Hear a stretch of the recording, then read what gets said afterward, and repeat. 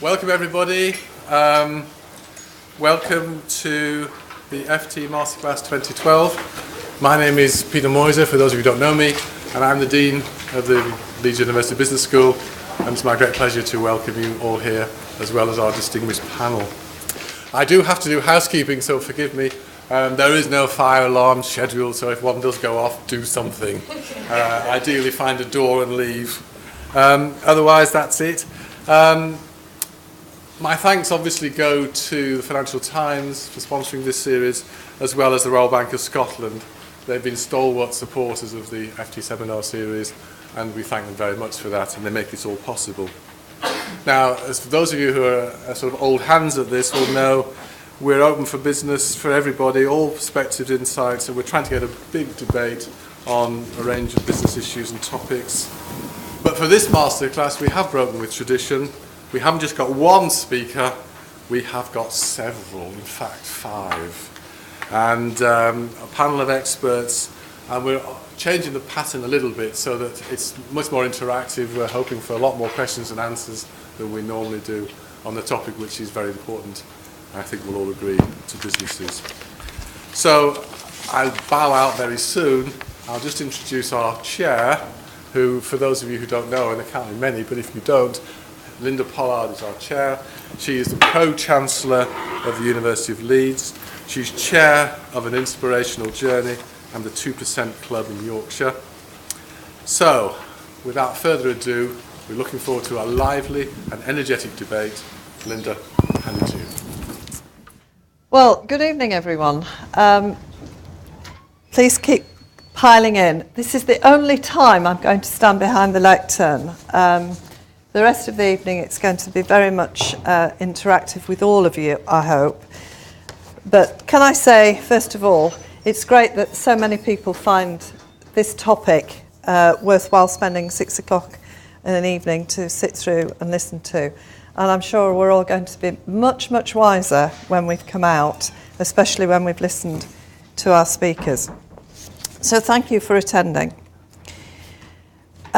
I'm particularly pleased to chair this debate because obviously a lot of you in the room know me as the Pro-Chancellor of the University of Leeds.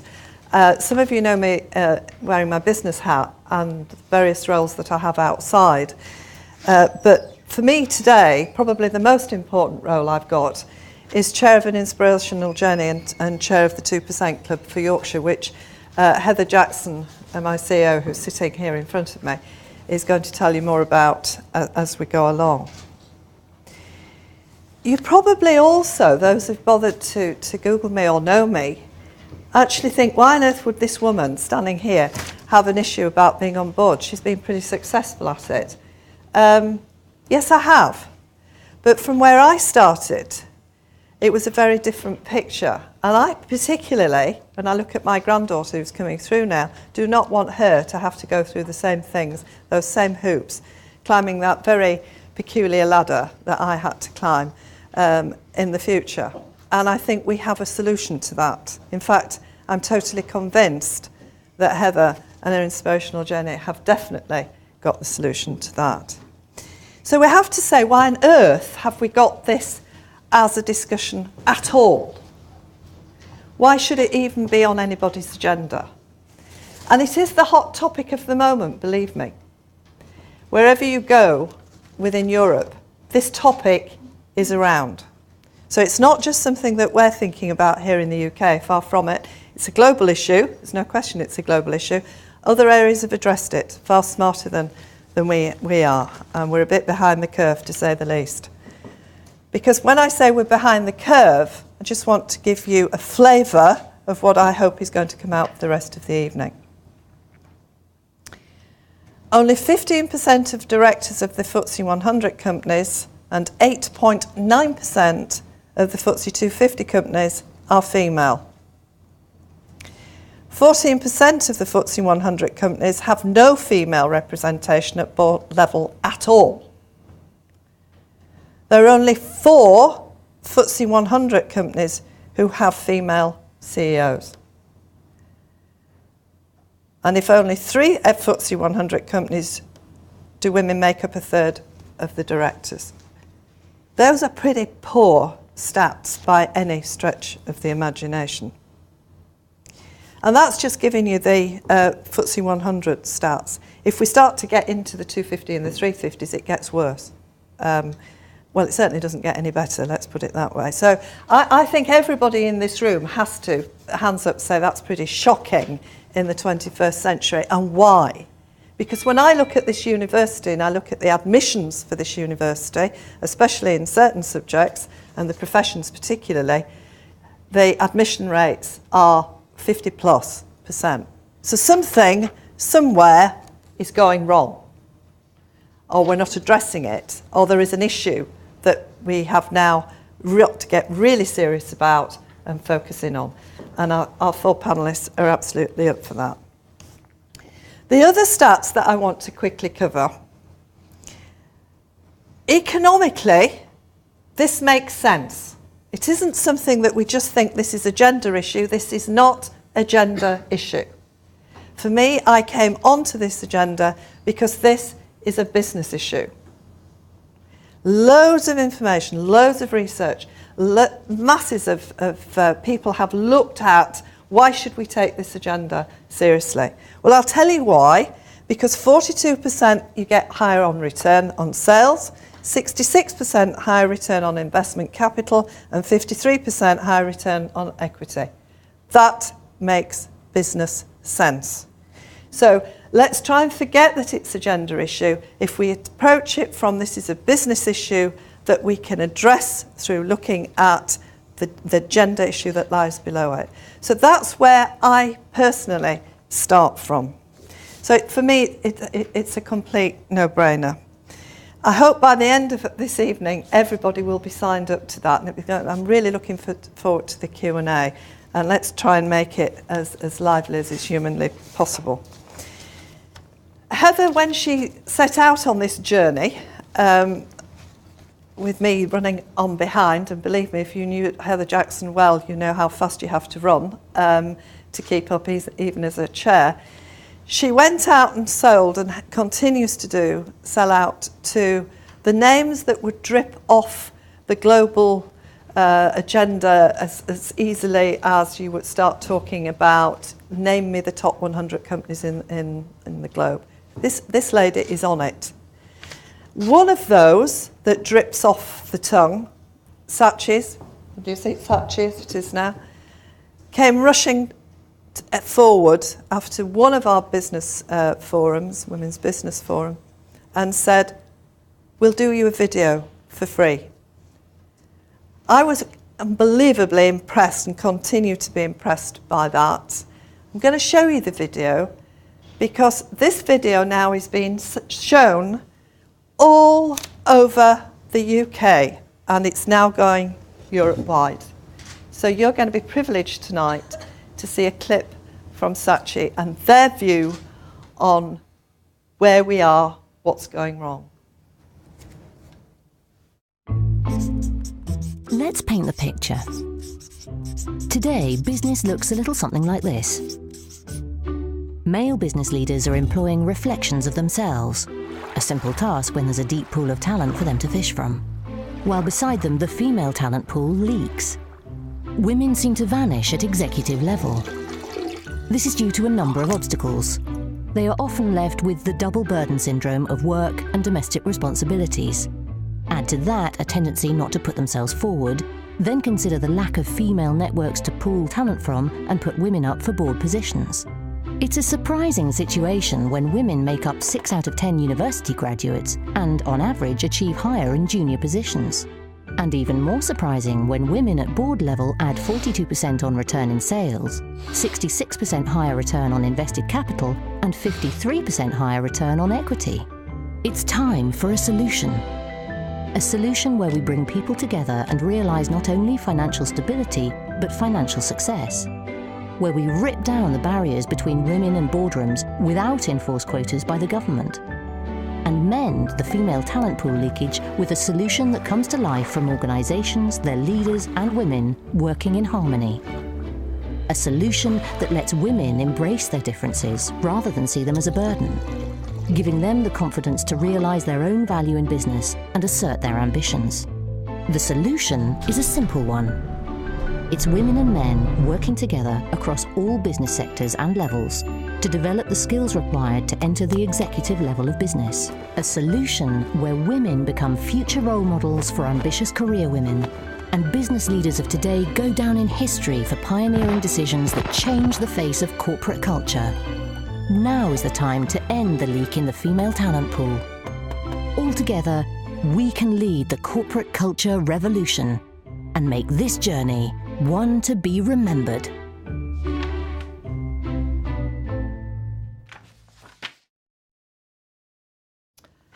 Okay, so we got Sachi buying. We've got a panel of experts, I think Peter called them earlier on. It's always embarrassing, isn't it, when somebody calls you an expert? You feel like the pressure's on. Right, I'm going to ask you if each individual panellist would do a quick introduction to who they are and a bit of the background before we get into individual then statements. Right then. Firstly, I'm Heather Jackson. Do we need this? You'll need it, yeah. Right, I'm Heather Jackson, and obviously I'm the CEO of An Inspirational Journey.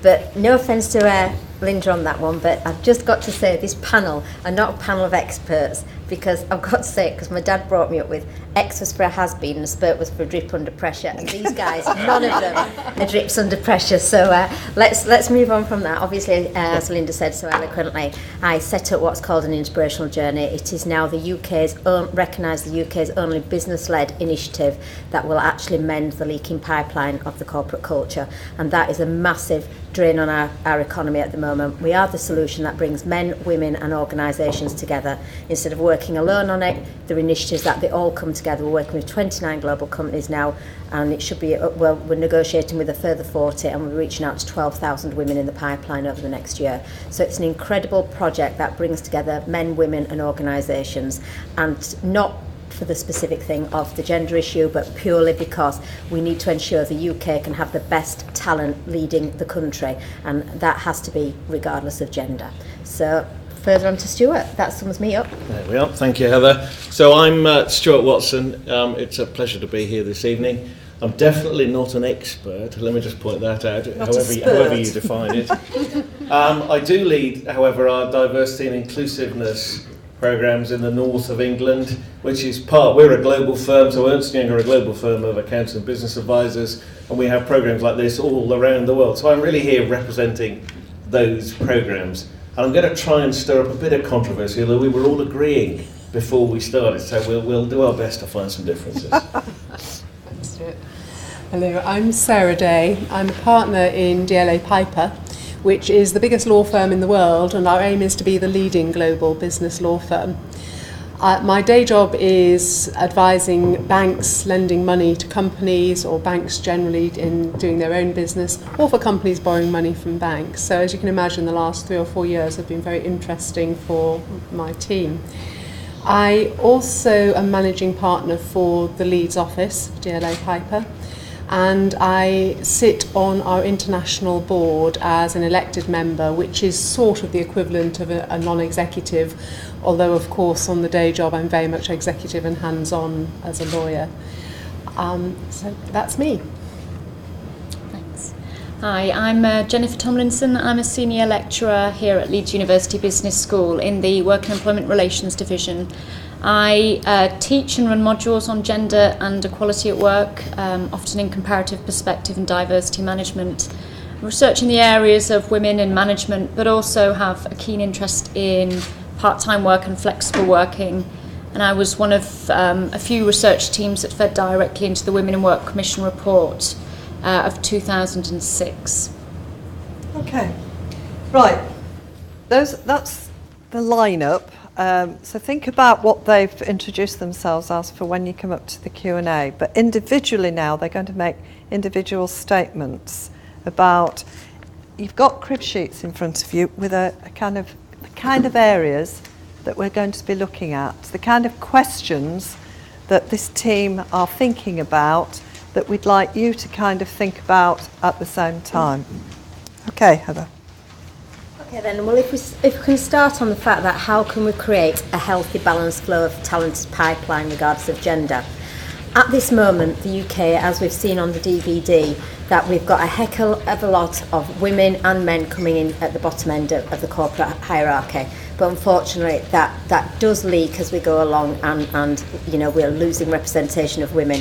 Why is that important? A, as it's been pointed out, it's a business issue, but more importantly, you know, it's a loss of unbelievable talent. And what we're trying to do is actually ensure that we can actually make sure that women recognise now that for the majority of companies in the UK, the desire is that there is no glass ceiling anymore, and that actually we've got to actually accept the glass ceiling is down, and companies want their women to go to the top, and women now need to actually take up the mantle and take themselves forward. I'm not saying at this moment in time that it's not down to organisations needing to make changes as well, but if they make all the changes that they're intending on wanting to make to ensure that women can go to the top, we also have to have a pot of women there having the desire to go to the top. And at this moment, for many women in the UK, it is a problem, because like with the Berlin Wall, when the Berlin Wall physically came down, mentally it took a long time for it to be accepted. Mentally, at the moment, for many women in the UK, mentally they believe there is the glass ceiling, and with that mentality, we're never going to get them to the top. So it's about actually collaboration and bringing together. So if we don't save those women at the moment who are wobbling in that pipeline and leaving it, we can't get women into the executive. This isn't about boards anymore. Obviously, there's been a heck of a lot of media about the position of women on boards, but let's be honest, the women on the board situation isn't the problem, it's the executive situation. We can't put women on board in non-execs if they haven't been in the boards, and actually we are lacking severely women with executive experience. Two things that will come from that: one, we can't get more women on board, so we can't change it, but actually, you know, the economy isn't run by the NEDs, the economy is run by the executives within a company. That's what the driving force of our economy, and if we haven't got the women in there, we can't get a balanced team, we can't build the economy up.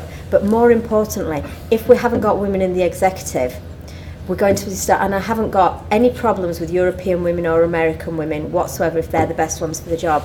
But at the moment, we have got a talent pool of companies with lots of European women on, and actually they're doing a lot out in Europe to bring on their women on boards.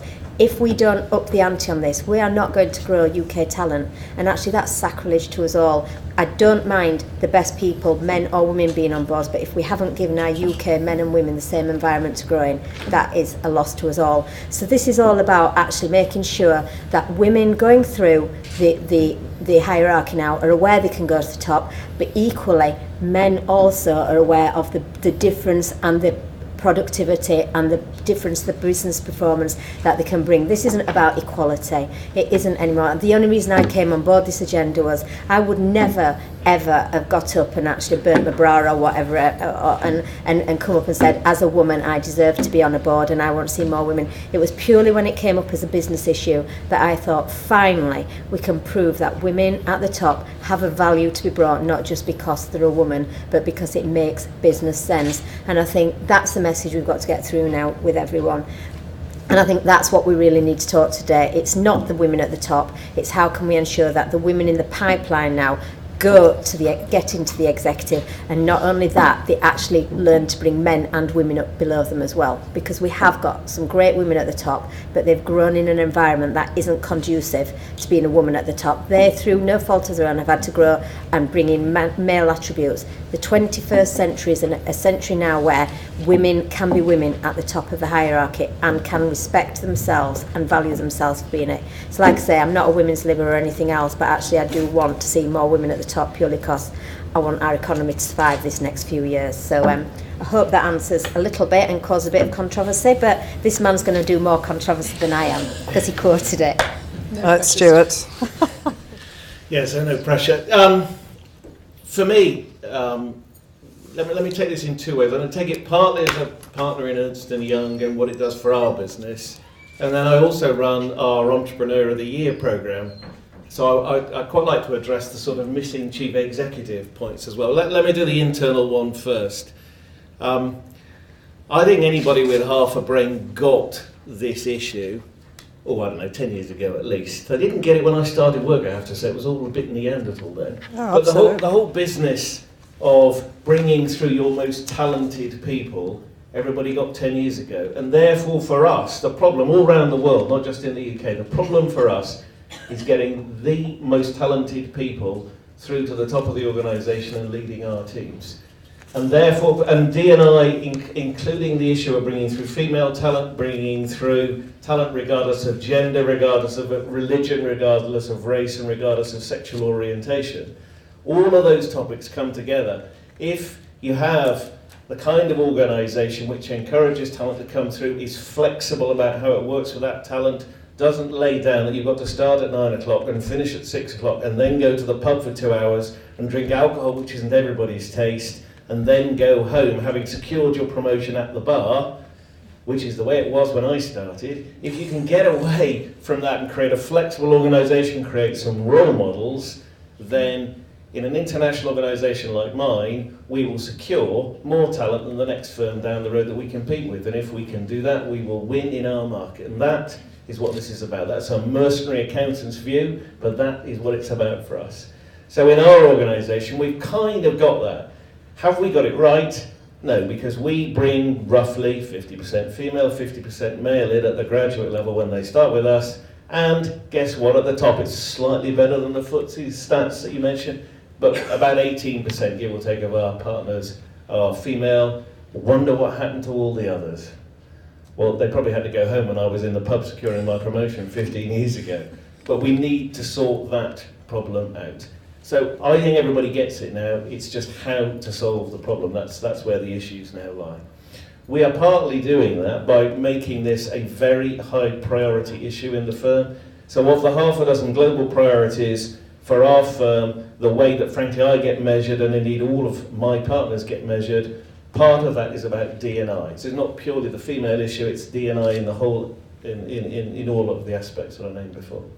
So that's probably enough about Ernst & Young and where we see the issue. In the entrepreneur side of life, so Entrepreneur of the Year is a thing that's designed to celebrate entrepreneurs and celebrate their success. We are having enormous difficulty, despite trying really hard, unearthing good quantities of impressive female entrepreneurs, chief executives leading their organisations. And I'd be delighted to hear ideas as to how we can do that better. Because in the same way as I need role models internally to encourage the next generation coming through, I think on behalf of the UK's entrepreneurial community, we need some good, strong female entrepreneurs out there as examples to the next generation coming through. That's probably enough from me. That's great. Sarah? Thank you. I'd like to make 3 points, I think. And first of all, I'm very glad that Stuart mentioned diversity more broadly, because I do see this as part of a bigger agenda. It's not just about women, it is about diversity and valuing difference, whatever that difference is. And I'd be delighted to get to a stage where we're so bored with talking about this because we're there and got there. But I think that diversity, let's set it in that diversity context. So I think my 3 points. First of all, I don't think there is a glass ceiling anymore, but I'd like to give you a different image. And the image is, rather than us all sitting beneath a glass ceiling, is that we're all swimming around in a lake with ice on the top of it. And the difference is that you can actually get through a frozen lake, you can get around at the edges, or somebody sort of digs a hole and pulls you through. Then what you discover when you get onto the top of the frozen lake is there's an awful lot of men rushing around playing ice hockey and having a whale of a time. And that's the way they've always done business, and it's in most cases sort of fairly aggressive, but sort of it's punchy, it gets things done, it's exciting, it's a high octane stuff. And actually a lot of women think, you know what, I actually don't like ice hockey. A nice bit of figure skating, especially if it was with a nice partner, but actually I don't like ice hockey. And that's part of this issue. And actually there's nothing wrong with that. Not everybody has to like ice hockey. But we're missing out on a lot of talent and a lot of variety we could have in our world on top of this pond if we want everybody to be in the same model and all play ice hockey. I think the second thing I'd like to touch on is flexible working, because any discussion about diversity in general, but in particular about women and work, tends to sort of lead on to a flexible working discussion. We've just led in our office, and in fact I can see one of my partners in the audience who actually led this initiative in the office for us recently, a start of some work on flexible working. And the idea was flexible working has grown up in the business arena as responses to legislation or as responses to particular needs at a particular time. So we offering maternity leave, for instance, and businesses offer maternity leaves, or a particularly high, an individual who's particularly needed within the organisation needs to work part-time, so one works around that. We wanted to take that back to basics and look at the whole range of flexible working. So whether that was somebody working an 80% week, whether that was somebody actually working 8 months of the year and taking 4 months off, whether it was somebody having a sabbatical after 10 years, whether it was somebody actually working, instead of working 9 till 5, working midnight till 8 in the morning, whether it was people working from home. So we wanted to look at the whole range, and we wanted to look at it for everybody in the workplace, for men and women, for junior solicitors, partners, people who man the reception desk, the IT people, everybody.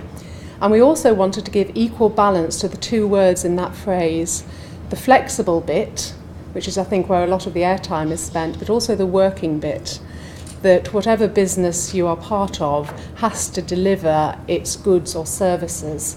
Particularly for us, we are a client service industry. We have to be delivering high quality service and legal advice to our clients where they need it, when they need it.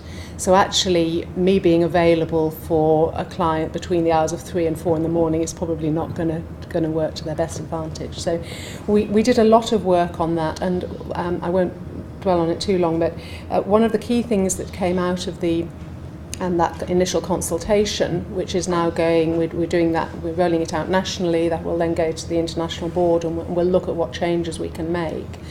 But one of the key things that came out of that was that flexible working is not an individual matter, and it's not even a matter between the individual and their employer. It actually affects the entire team within which the person works, and it therefore needs to be addressed as a team point, as a team issue, and the whole team work in this way which accommodates the flexible working and delivers the business need.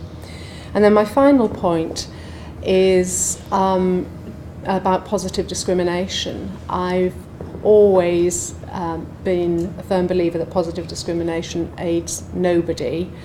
What I would like to make a plea for is that maybe we start having some positive discernment. And what I mean by that is all of us bring our own prejudices, our own educational background, our own preferences to any relationship. And it predisposes us to respond more positively to those people who are like us or who we get.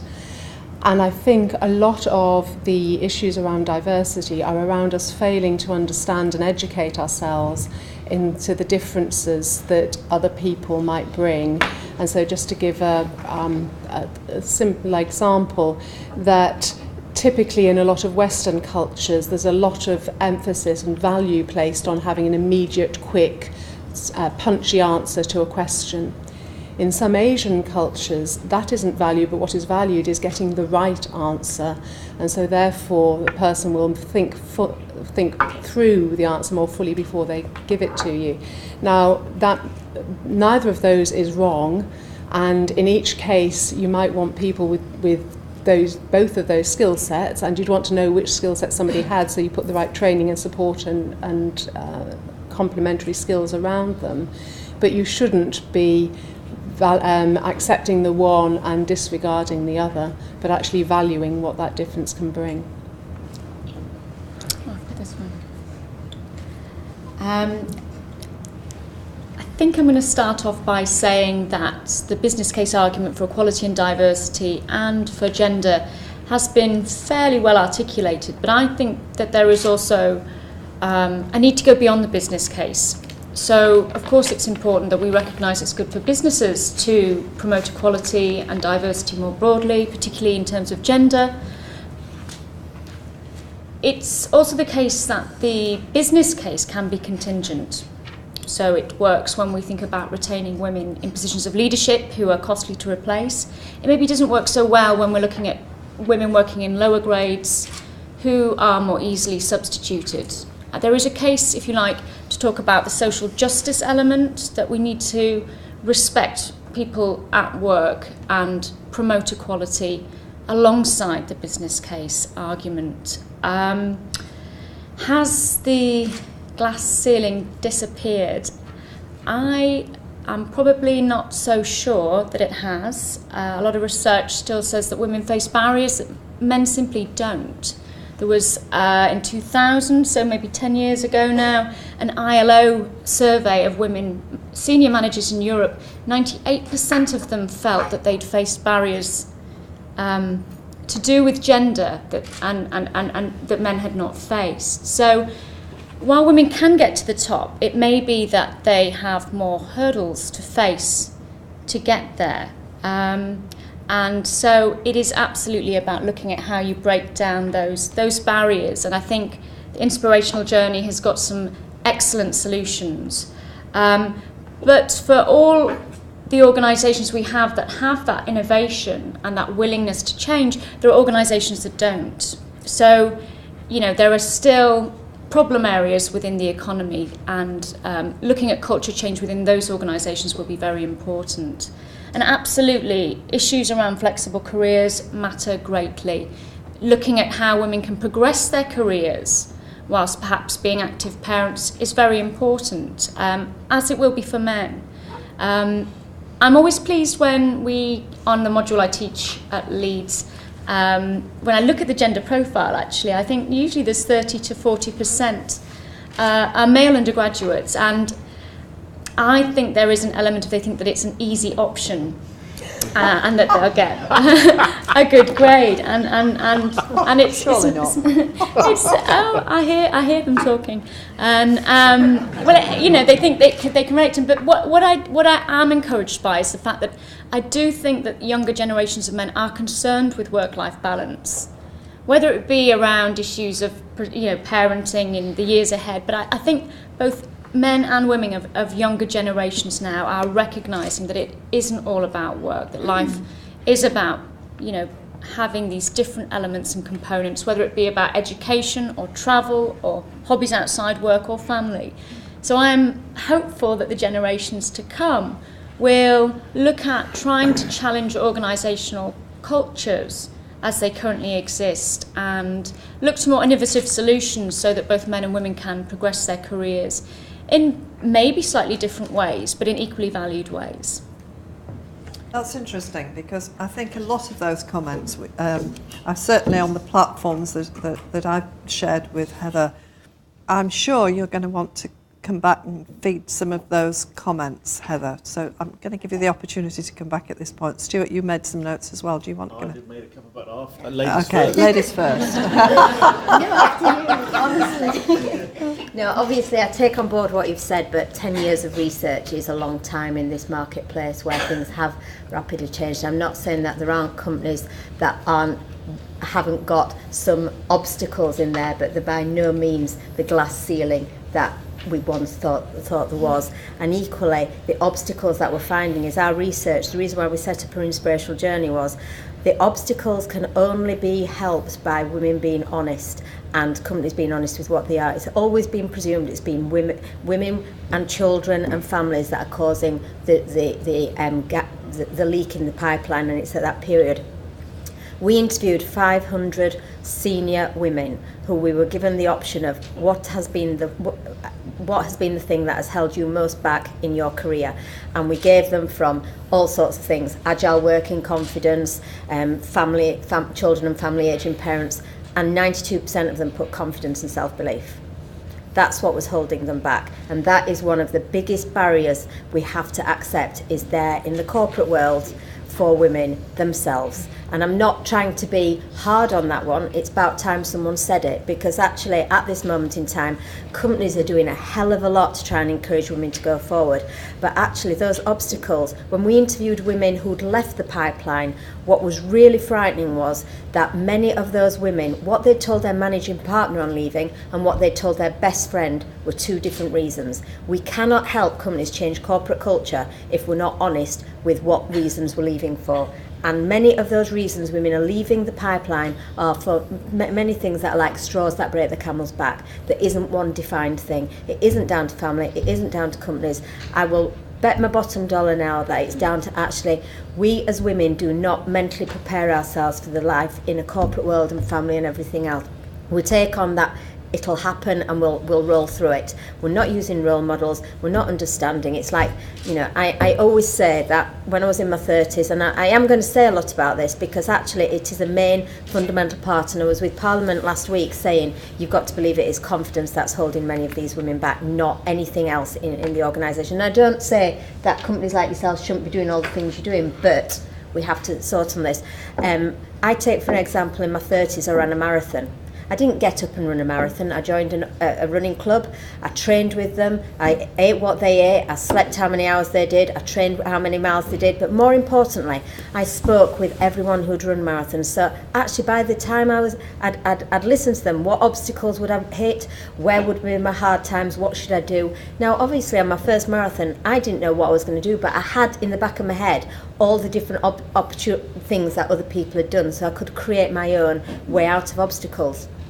And so for that, I was mentally prepared for everything. And when I did my 26.2 miles, and the 0.2 is a big thing when you're doing it, when I'd done it, that actually the obstacles that I'd thought about weren't as bad as they were on my thinking. Why? Because I was mentally prepared for them.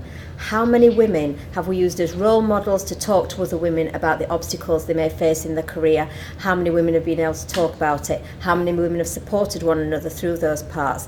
Actually, if we make more women mentally prepare, they won't be actually answering questions to myself, like when I say, and what was the main reason that you left? And it was like emotional knackeredness, because most of those women that we are having leave the pipeline, they are in emotional turmoil when they make that decision. And that's frightening as well. They're not thinking about themselves, they're not thinking about the future, they're thinking about now.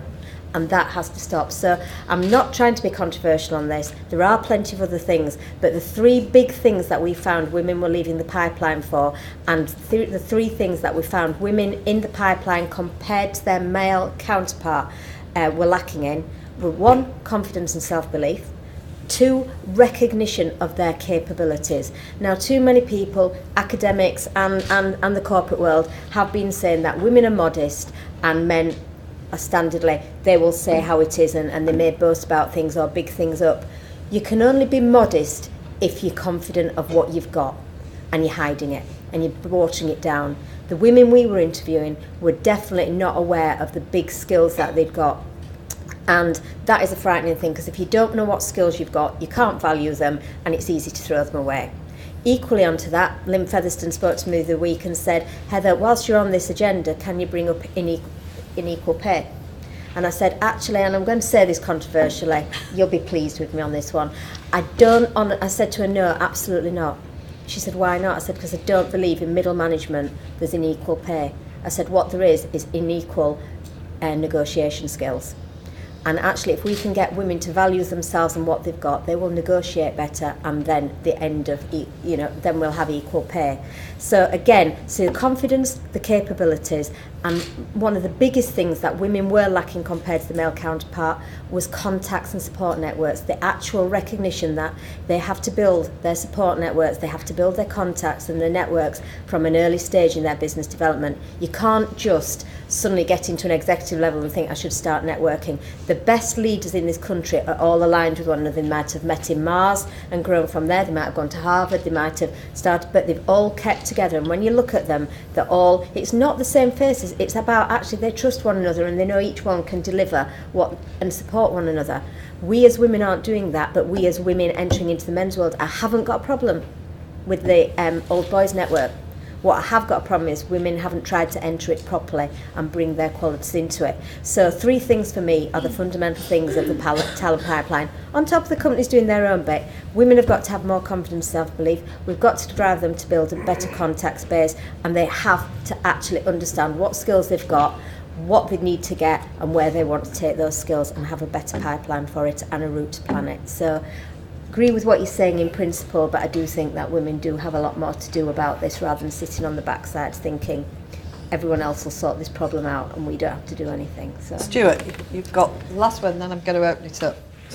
Well, I just wanted to disagree with a couple of things that were said to my left, to be honest. Okay. So, positive discrimination, in part, I think, Sarah, is a good thing. Now, I'm not a quota man or anything like that, but the use of networks that you deliberately create, so we deliberately create, and indeed you guys deliberately create as well, women's networks, we deliberately create other kinds of networks inside the firm and outside the firm that are aimed at subsets of all our employees. If you didn't believe in the power of those networks and the ability of those networks to bring the advantage of having a network of women and everything that they will discuss, which is a bit like the football conversation in the pub turned into, well, I have no idea what you discuss, to be honest. can I just say, we're not chocolate fashion show and fondue. Let me just make that quite clear now. I didn't think I'd guess what was going. But I see a power in those networks and a power in the instant sort of matiness that comes from those networks that can make business happen, and therefore see that kind of thing as a good thing. I also see that as a way of engendering confidence in the people in those networks when they benchmark themselves against each other. Blokes have always done this. We've always benchmarked, do you think you'll get the next promotion? Absolutely. Yes, and all that sort of stuff that goes on in chitty-chatty networks, don't undervalue that. So I know you didn't quite mean it in that way, but I like positive discrimination in that sense. Right, I don't like it in the quota sense, which I suspect is what you really meant, but I am trying to drag a bit of controversy over this. Right, Stuart, And then, you've one got another last one. point, if I might, just so we don't let the academic side off either. I'm not sure it's the role of business to change society. I actually think that, and again, I've possibly exaggerated your point to make an effect here, but I actually think it's our business to be in the business of beating our competitors. And I think if we harness the power of all the talent in our organisations, we will beat them and they will go out of business. And that's how you deal with the organisations that can't do this stuff, rather than by any other way, and certainly not by legislating. No, I think we're all... Can I just come back on that? Don't let it come up. Go on, go on, have a go, because then it's your turn. If you forgive me, Stuart, which I know you will, I think that what you said about positive discrimination just illustrates the point that actually you're seeing having the women's networks as being a positive discrimination, something we're doing for the women to help them on this, which we don't do for the men. I don't think that's the right way of seeing it. I think the way of seeing it is in the same way as you would look at the audit team or the tax team and say that actually what we're missing here is a real understanding of tax in emerging markets. Let's get some training in there and let's do it. What we're looking at here is we seem to be not getting all the talent through to the senior levels that we had at the more junior levels. We're losing that talent. Why are we losing it? We're losing it partly through contacts and confidence and awareness of competence, as Heather has said. Let's get some training in there. Let's get the opportunities in there for everybody who's lacking those things to actually build up those skill sets. So our women's network is actually available for men as well. And we do find that a lot of, and our flexible working work, as I said, was opened across the office, and we had input from a lot of people of both sexes. So it's about anybody who feels that actually what they're lacking are the contacts, which might be because they actually have come through a different route, so they don't have the school contacts, they don't have the university contacts, they don't have the law school contacts that other people have, or they don't perhaps have the local contacts that other people have. So I think it is very much about that. I see that as an education, just seeing gaps and filling the education. I don't see it as a positive discrimination thing. Okay, I am going to stop them now so that they don't go on, because this is sorry, flying leap. This is now your opportunity to be controversial or agree or give us your perspective or tell us what your companies are doing or whatever. So who we've got a mic. When you speak, would you say who you are and if you're a company or what you represent or whatever? Yes, please. Lady at the front. Hello, hi. I'm Leah Bennett. I'm the MBA Careers Consultant here. When you, this is directed at Stuart, but actually the whole panel. When you talked about talent, I think it's a tad bit confusing when one company says talent means this, another company means it means that. In a way, really, I agree with what Heather said, is the students got to know what they're good at. But then when they actually look in the marketplace, and you're saying you're looking for the best talent regardless of the sex, then it's very difficult for the students, I think, to actually know, one company wants one thing, another company wants another thing. So I think that probably doesn't help when you're looking at maybe the confidence of the student. So I don't, what you think? When you say students, do you mean those who are currently undergraduates who will graduate and come? Every level, in my opinion, because I deal with a lot of companies around the world, really, and they'll mention this word talent a lot, and one company says, Lloyd's might say this, IBM says that, Orange says something else. So it can be really difficult for a student to know, well, how to actually, I can't be all that. I think a lot of it makes it difficult for anybody then to think, well, where do I fit in here? So, because you mentioned that, people, I think I even said on the video that people actually look at recruiting their image, which I actually think could be the case. So it just makes it difficult, I think, for students to actually, at every level, go out and actually feel confident about selling themselves and making themselves be what they think they can be and believe in themselves when there's conflicting evidence of what that word talent means. I'm not sure I could give you an academic treatise on what that word talent means, but for us, we are looking for people who are clever, who can do the kind of work we do, and will go on developing until the day they retire, and possibly beyond that. So we're looking for that active brain. And we're also, if we come back to our diversity and inclusiveness agenda, we are looking for people who can be a highly polished version of themselves, true to themselves rather than some artificial thing trying to be, if somebody comes in and attempts to be Stuart or a mini Stuart, that's not what we're after. We're after somebody who's got integrity, who is a polished version of themselves and will go on developing.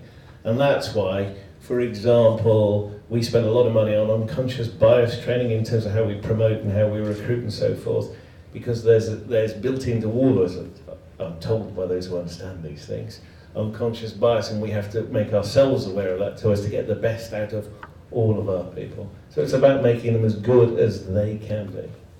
Can I take on that as well?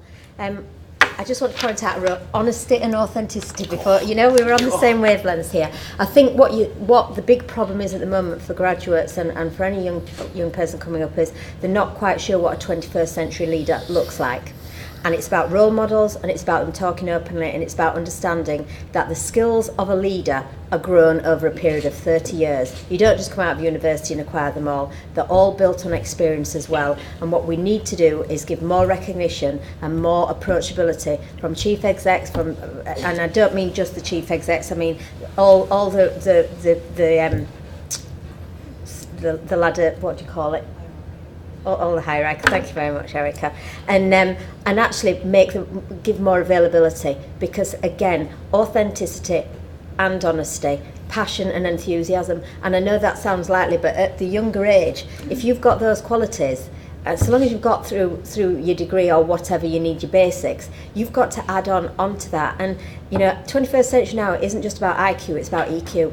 And actually EQ is just as important, and even more, many companies now are choosing their top leaders on a higher percentage of EQ than IQ, which, that's the time that's changed, and women have a lot of EQ. But again, I do believe that we need to actually rein students in, allow them to have access to interviews and articles from leaders who are talking about what skills they believe a 21st century leader has. And actually it's about planning to pick those up in your lifetime. It's not about picking them by 25, but actually everyone can pick them up at any time they want to, because once you've got them, you can't throw them away, and you've got to keep them, you've got to maintain them, and students aren't really getting themselves mentally prepared for the route, asking where they want to go, and actually thinking, this is where I want to go, but if I get to here, I might be happy, but what can I do so that if I get to there and want to go further, I'm not held back? And women in particular, for the last 20 years, we've got a hell of a lot of women who are unbelievably great, but what they didn't get was international experience earlier on. Now, had they picked international experience up in their 20s, when they might have been able to do it, the tick box is, have you had international experience? Not when did you have it? If you've had it, you can go through. How awful must it be for a 45-year-old woman who has the potential to go further, but she can't have that international experience, and you can't get through if you haven't got it. So it's about being aware of what you need to do, and it's being aware of picking them up as and when you can do, and whichever job. Again, skills are the most important thing. We're all going to find that the young graduates now do have problems with getting jobs and things, but actually it's about whatever job they pick up, make sure it's a new experience and a new skill they're picking up, and don't be worried if it goes outside of the sector they wanted to be in, and don't be worried about whether actually it's really on their route plan. If they can tick it as a skill that they've learned, take it on and do it, because at the end of the day, the most balanced people with the most experience, wide experience rather than sector experience, will be those who survive as leaders. And that sums it up. Yes, gentleman there. Just bringing ourselves back to the topic why we're here today. So we're talking about a balanced and a sustainable pipeline for talent. One of the points that Stuart mentioned, that you have in your graduate scheme, you recruit 50% male, female, pretty much balanced there, but when it comes to senior partners, you have like 18% female. Now the question I'd ask is, out of the 32% that actually didn't make it to the senior partners, how many of them actually wanted to be senior partners? Okay. Now, bringing the point of the AMO model, and one of my classmates can help me, who actually did the AMO model. We are part of Leeds University studying in the EMBA course. And it's ability, motivation, and opportunity. So we can do all we can as a company, providing opportunities and creating groups, networks for women. But by creating networks for women, you are creating homogeneous groups. And well, you Let are. him finish. No. Come up. So you Keep are going. creating homogeneous groups, and by that, there's a tendency of inclusion by creating exclusion. How is that ever a good thing? Right. So Okay. I'll just leave you Very with that good point. Very good No, point. honestly, you go first, then I'll... Right. She's bursting here. No, I'm She's not bursting bursting. here. There's got Well to be done. a beginning and end to this solution. Right, so Stuart. it's got to start somewhere. The notion of start, you're picking up, I think, my sort of positive discrimination type Yeah, point. yeah. We're not trying to create exclusion, we're trying to create inclusion. But we do think that let's come away from gender and say go into, I don't know, folks from Southeast Asia. So you have networks that might have common cultural interests that possibly don't like going to the pub to talk about football, as well as, say the girls don't like going to the pub, and so on and so forth. So to create those kinds of networks, to create mutual support, to sort of empower these guys to have a different way of going about the production of the end result, which for us is great networks of clients for whom we do great work all around the world, is a way of breaking through the glass ceiling or the ice or whatever it is that I'm supposed to call it these days. So it's a way of creating positive role models and positive methods for breaking through, giving each other confidence in the face of, still, because of the environment that we all came from 20 odd years ago, this white, middle-aged fellas that look like me, basically, lurking around at the top of our firm and lots of other firms, for that matter. So it's a method for breakthrough. Can I just add a point there?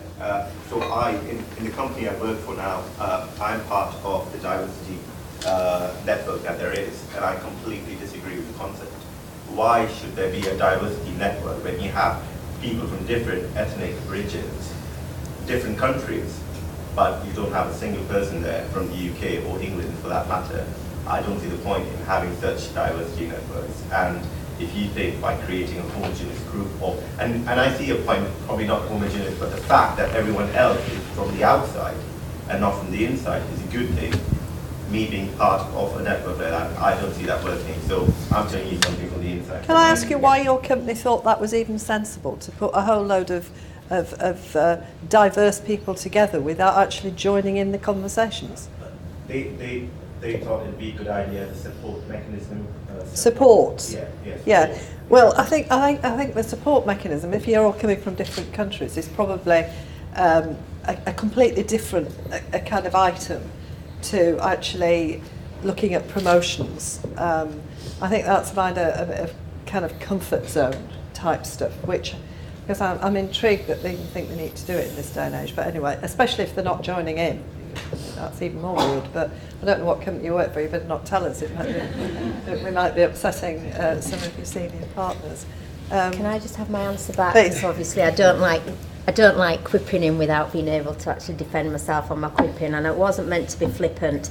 It was just that for too long now this issue has been around diversity and inclusion. It's a business issue. We've been able to find out now that actually women aren't as well networked as men. They haven't had the same experiences. Many women are frightened of or nervous of networking, and we've got to build that confidence up. You know, it's not about being homogenous.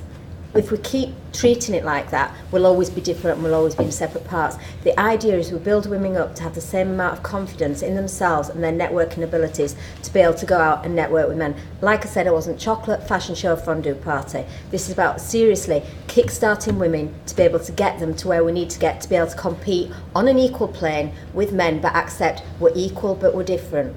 And actually, you know, one of my great debates that I had was with when Harriet Harman, I don't know if you remember, a couple of years ago, she came out with, in the financial crisis, had Lehman sisters run the banks, we wouldn't be in this problem.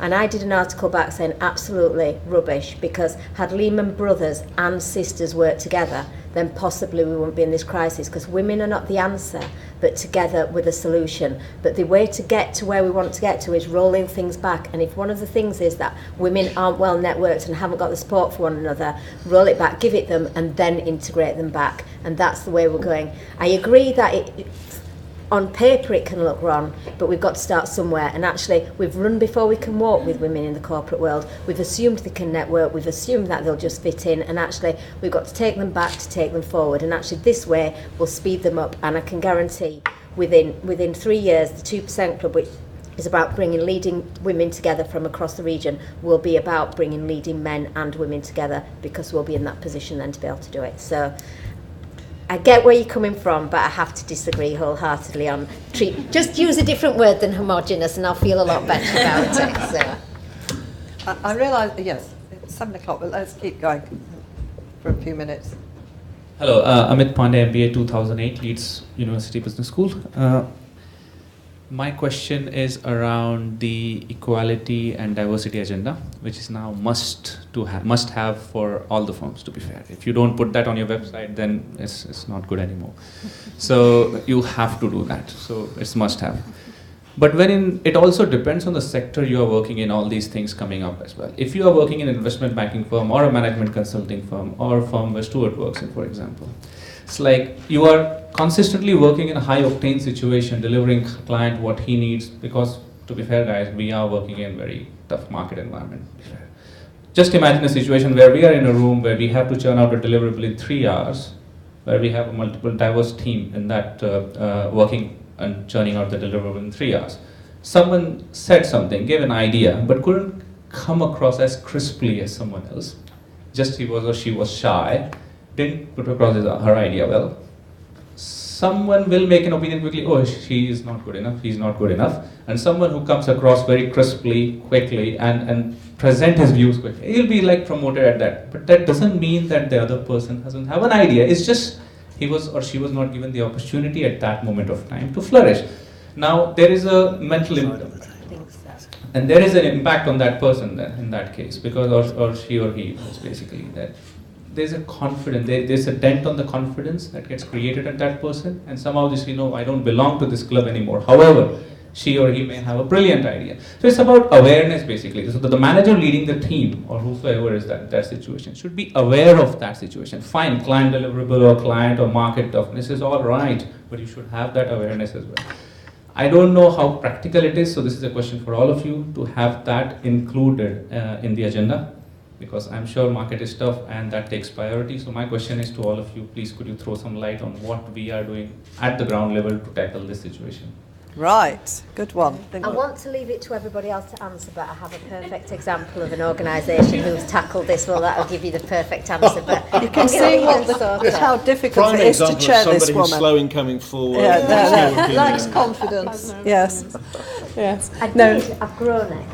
Yeah. Please. Now, clearly I'm going to give the imperfect answer, but I'll give mine first and then Heather can give hers. I think what you've described was exactly what I was trying to talk about when I was talking about my positive discernment, and actually recognising that the way that somebody is contributing might be different, but might be equally or possibly more valuable. When you started out talking about the fact that we're all under high pressure, I thought this was going along the lines of perhaps saying, and therefore we didn't have time to wait for the people who were slow at sort of putting forward their ideas, which clearly is not what you're saying. I think that we need to make time. Yes, budgets are tight, but if we don't make time, put money into the budget for the training necessary to get people to see in that situation you described what is happening, what's right, what's bad, we're going to end up with people who are last century men, and it will be last century men probably. It's not a nice to have, it's a must have, because the business world has moved on. It's going to move on a lot more quickly and in a much more frightening way in some ways. If we look at what we're talking about here, is how we in the UK are responding to the relatively little diversity that we're coming across in our business lives, and how to improve that. We are working on a world scale where most of the growth is coming from South America, from Africa, from Russia, from China, from Asia. This isn't just a question of us having slight differences, or that actually all these people are very similar to white Anglo-Saxon men. They're just slightly variant, and they'll get it as long as they're exposed to us. They have totally different value sets, totally different cultures, totally different approaches to what is acceptable, what is not acceptable, what is appropriate in the business world. We've got to open our minds to that level of diversity and start to cope with and plan for that. Because what we're coping with here is just a real foretaste of that. It's nothing by comparison to what's coming down the line, I think. Very good point. Right. There is an organisation, we all know, called Procter & Gamble. They are one of the few organisations... You don't work for Procter & Gamble, do you? That gentleman over there might. I'm still going to go with it because I'm pleased with what I've got to say. Procter & Gamble are one of the few companies still who only take in from graduate level. You can't get into Procter & Gamble at any other point in there. 10 years ago they were ahead of the game. They realised that they'd got a problem with their pipeline. They actually went out and interviewed women who'd left the company for 5 years previous and then for the next 5 years on. And what their assumptions had been is their assumption was that women were leaving in that middle pipeline for children or for family responsibilities. 93% after almost a 10-year program of research, 93% of those women who'd left in the middle pipeline had left for other jobs, not about children or families. What that made them realise is they got a behavioural problem within the organisation. Women were leaving because of the behaviour. Now that takes us to this gentleman's good question here on how can we change that. Procter & Gamble then spent 2 years working on a workshop that they could support to give men and women the ability to actually understand the behavioural differences between men and women. Not on the I eat quiche and read roadmaps or whatever that phrase is, but actual real hard facts on how men and women present themselves differently in the workplace, and actually how women should be able to read men and what their signs are, and equally so men should be able to read women, because the art of being able to drive a car or whatever is know what your gears do and everything else, and what if you're going to manage a team, whether it's men or women in it, you've got to know the best way to run them and manage them. Every man and woman in Procter & Gamble were put on this workshop called Sex at Work. They called it Sex at Work to get the men there because they didn't know that. But who cares? It got them there. Where do we sign? I think. 5 years on, now every person going into Procter & Gamble has to go on this workshop. 5 years on, they've got 50% balance going through their organisation because they they have learnt respectability for men and women and together. And actually, it's really great what they've done, and it's shown a model. And actually, if you want to come to the Women's Business Forum, they're going to be speaking about this there, because it is enlightening. But what's more important is, should it be in a company like Procter & Gamble that we're doing it, or should it be back into culture, and should it be in universities and schools, teaching us the difference between men and women and how we work differently? Not to be able to go, well, that's the answer, there's no point, women talk more than men and women do, we've lost all the way. No, to seriously understand how men and women can activate and press the right buttons with one another to get the best out of one another and deliver what we're doing. So that would answer your problem there. If you'd had something like a behavioural performance and companies, then they'd understand how to be able to deliver in that presentation. Cognizant of that fact. Like, for example, you guys meet business leader across sectors. How often does this thing comes into the agenda, for example? How are you treating or training your teams, training your future leaders to understand that? And not only training, because training is all fine. How are you creating an atmosphere and an environment to ensure whatever they're being trained on, they're implementing that, rather than being judged on something? No, completely. With a lot of hands suddenly going up, you've done a brilliant job in stirring over the audience. I'm going to give it you guys. Should men are from Mars and women from Venus be obligatory reading for? Obligatory reading? No, because I think I think the men from Venus and Mars does make you think, well, what's the point? Because actually, now I understand we're so totally different, we can't work together and everything else. This is about actually really understanding professional body language.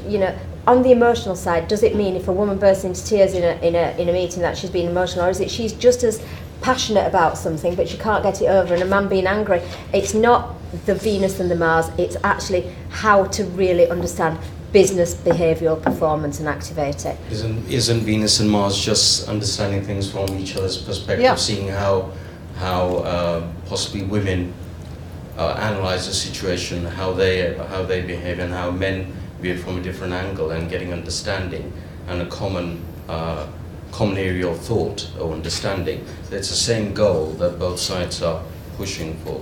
It is, but I think with the Mars and Venus one, more women read it than men.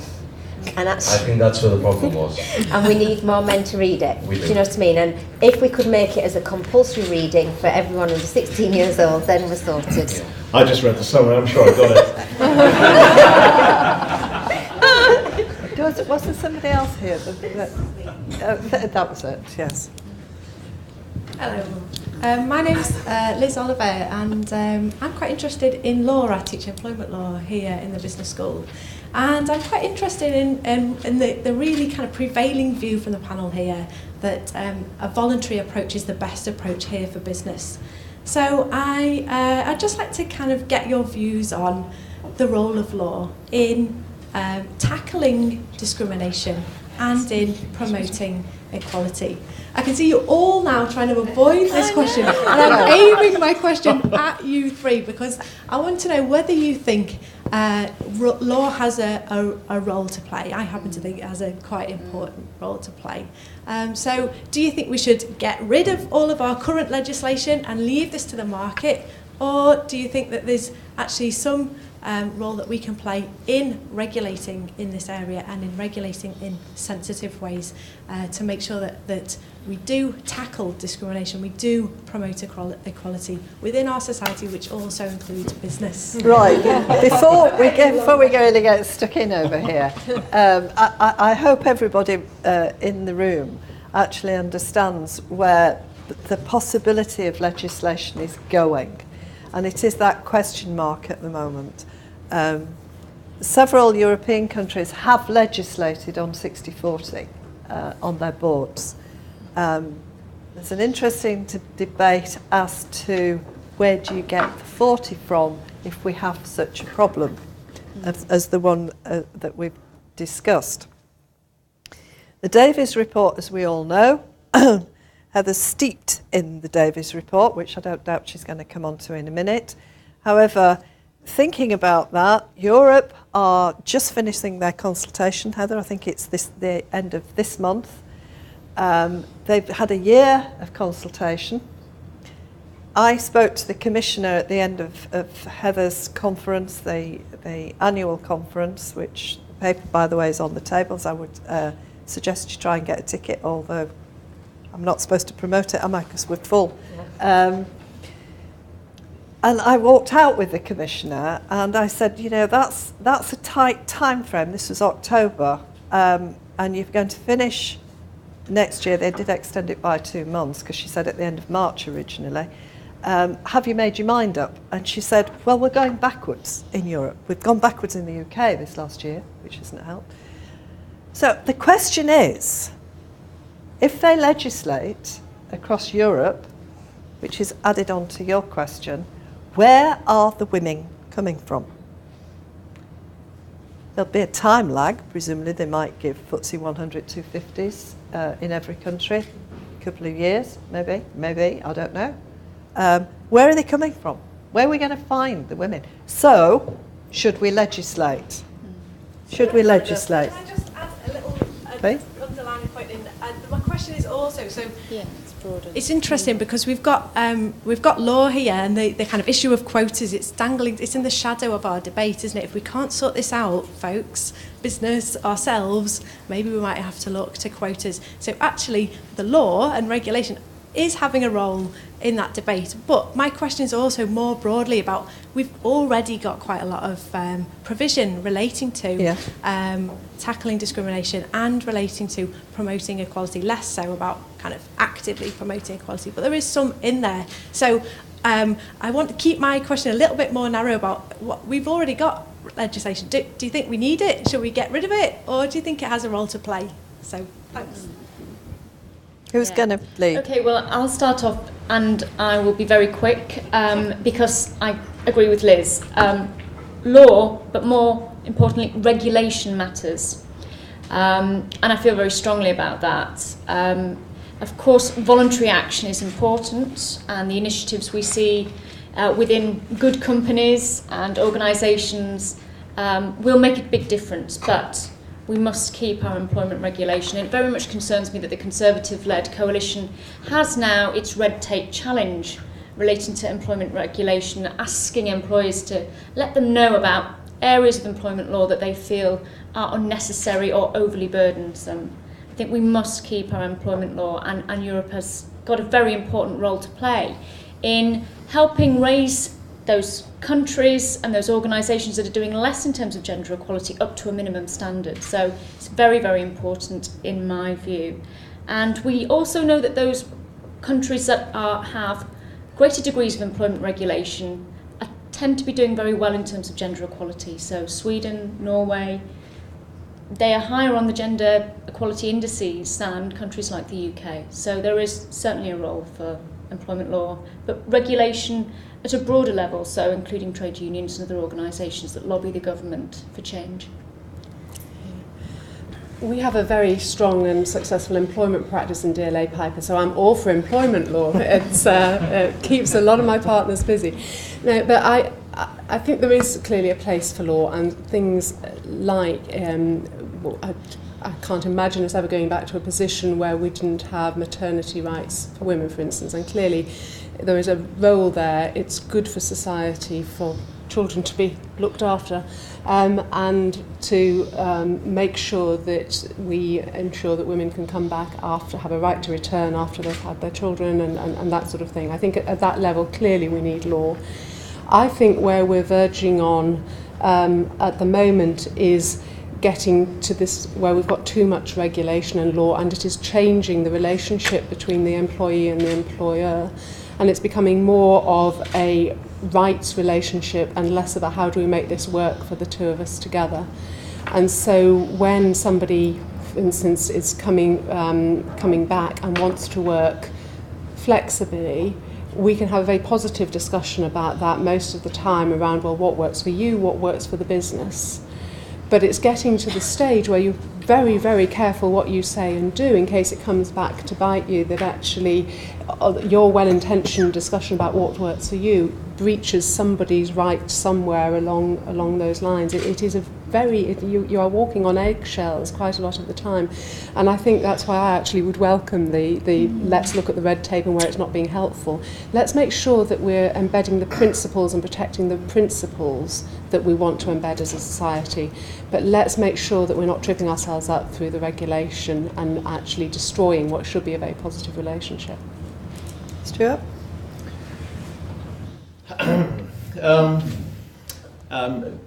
Beware fat lawyers and lots of regulations, I think, is where I'm starting from. There is clearly a role for some kind of rule and regulation to create civilized society. But beyond that, most of what we've talked about today is creating mutual respect, understanding how to make great teams operate, how to get people into high performance environments, how they can be the best they can be at work. And I just don't see how you legislate for that.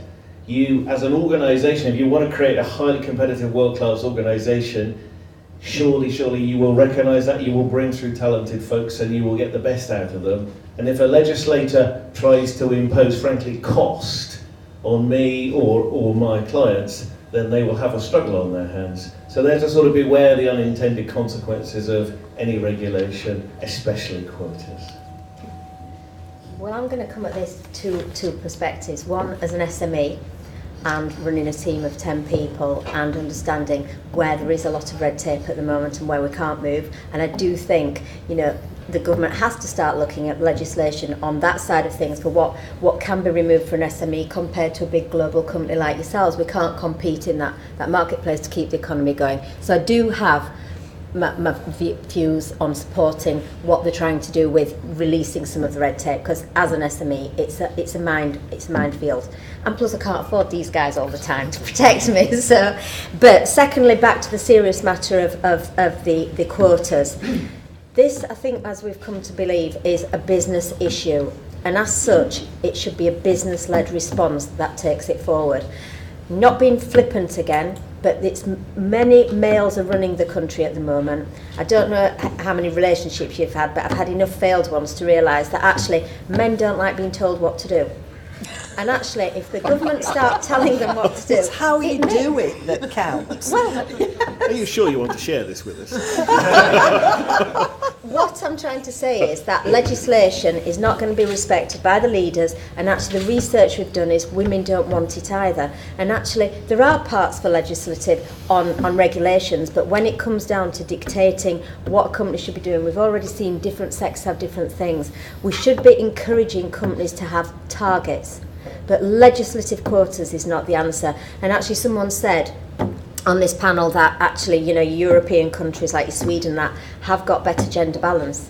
They haven't got better business performance though, because they've actually rushed through and put legislation in. So they've actually made it quite quick, and actually putting the legislation for women on boards forward is actually merely putting a plaster over something that needs major surgery, because the problem isn't at the top, the problem is the pipeline coming up.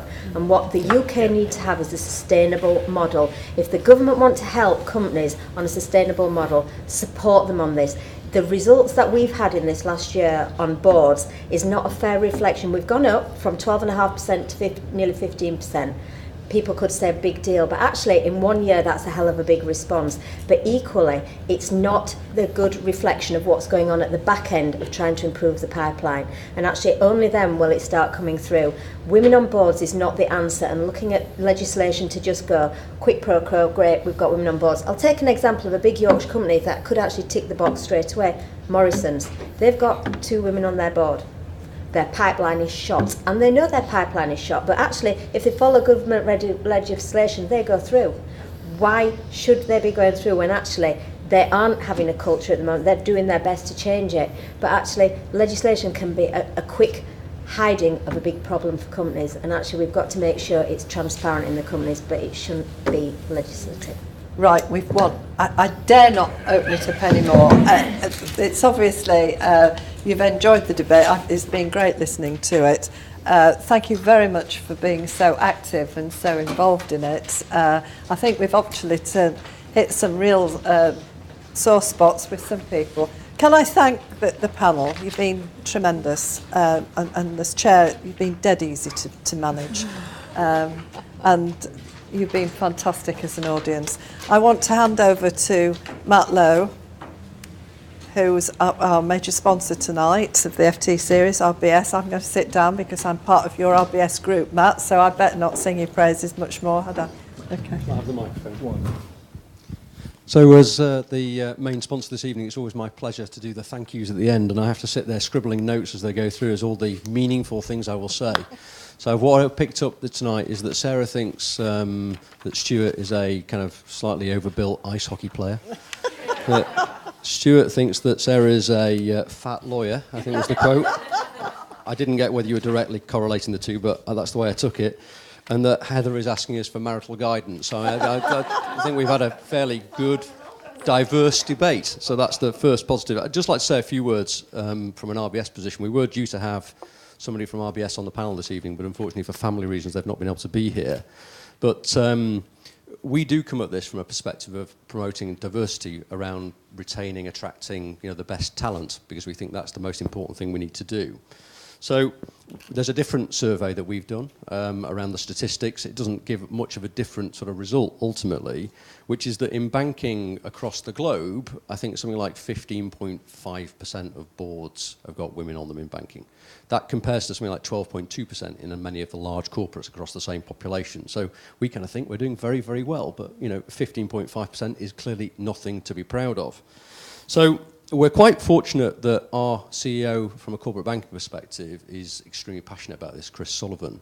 And he recently won the Diversity Champion of the Year award at the European Diversity Awards. So what have we been doing? I think, Heather talked about recognition of capability, confidence, contacts.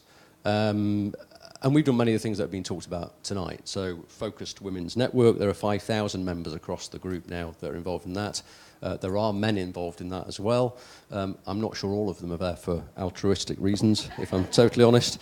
We're also involved with the Pearls programme with Heather's inspirational journey. We have an award-winning Rainbow network, and we also have many flexible working options and emergency childcare facilities, etc. What does that result in? Sort of 20% of our execs are women now, 30% of our senior manager population are women, 40% of our junior manager population are women. But I think I would say that from a overall group perspective, there's still an awful lot more work to do, just on the basis of those statistics, but also on the basis of the way it feels. I still think that men, to some extent on this issue, feel that they are treading a little on eggshells around the conversation. I think we need to open that bit up. More concerningly, and it comes to your point, I think, outside the bank, I have many conversations with corporates around Yorkshire, large, mid-sized, small, and I still think this is an area where the people that really engage with it are the senior women, not so much, some of the senior men, mainly when it's professionals or it's larger corporates. And the further down I go, I still think there's a challenge in getting people really engaged. And actually, if you really go back to this main point, which I think would be my main premise on this, around talent and retaining and attracting the best talent, it may be harder. I think I accept that it must be harder in one of those organisations. We've got the resources and the kind of the time and the space and the support networks. It must be harder, but actually it probably has a disproportionate effect because of the impact that individual talent can have within those organisations. So it has to be worth continuing to strive for. So I think all that remains to me is to say a big thank you to the university for the partnership that we still continue to enjoy. We think it's a fabulous thing to be involved with this series of lectures. And a big thank you obviously to our panellists, Heather from the Inspirational Journey, Stuart from EY, Sarah from DLA Piper, and Jennifer from the university here, and of course Linda for adding her own brand of controversy through the evening. So if we could just thank our panellists in the usual way.